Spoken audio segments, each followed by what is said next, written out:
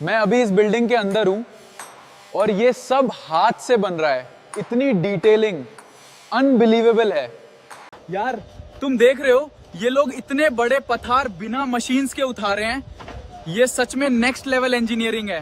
Construction site के पास ये hidden बाजार है और यहाँ की एनर्जी बिल्कुल अलग ही लेवल की है। ये देखो इतनी परफेक्ट कार्विंग और सिर्फ सिंपल टूल्स से कैसे कर लेते हैं ये लोग।